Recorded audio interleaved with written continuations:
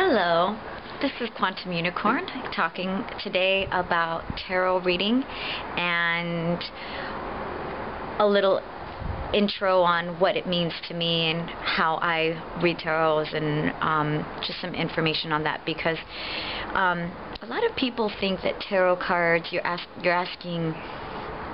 help from entities or demons or angels or spirits around you. And throughout my life I've had a lot of religious people or people who believe in the Bible or whatever it is that say don't read tarot cards because you're actually talking to spirits and you're asking demons to help you, or spirits that are low-level spirits or energy.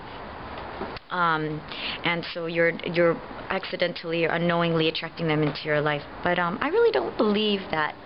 is the case. My theory about tarot reading is that it's just the law of attraction, and the natural electromagnetic energy around a person is going to attract certain cards, because certain things and decisions and choices we've made that may have not yet come to pass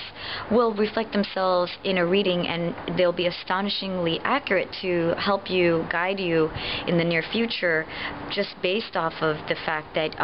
you are reflecting in the cards by focusing, really strongly focusing. The more you focus and the harder you think about a question or something that's on your mind, the better the reading, because you're really zoning in onto that choice that you've already made and allowing the cards to reflect to you what the electromagnetic signature is around based off of the question that you ask, so that you can get a real good clear reading on it. And a trick I do to really get a really good answer and be like, I knew this was going to happen, is to ask the same question 3 times and consecutively. Because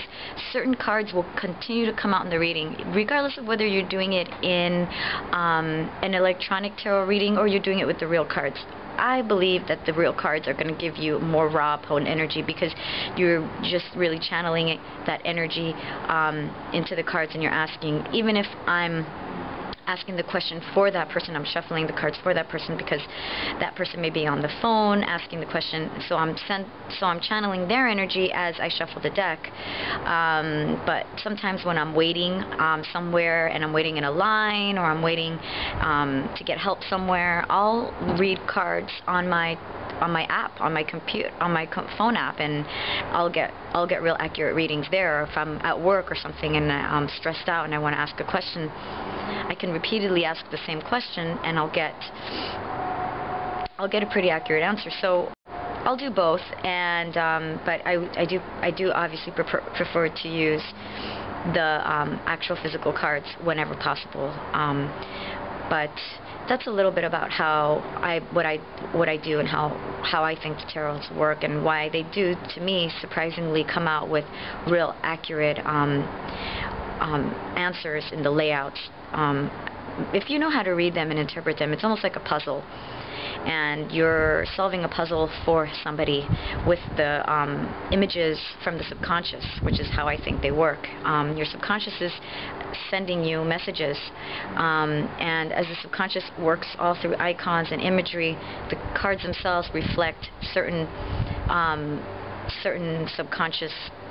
definitions, and that's why I think they're so powerful, and why I think they've worked for so many thousands of years, and why we continue to use tarot. And a lot of people don't believe in it. They think it's a whole bunch of bogus, but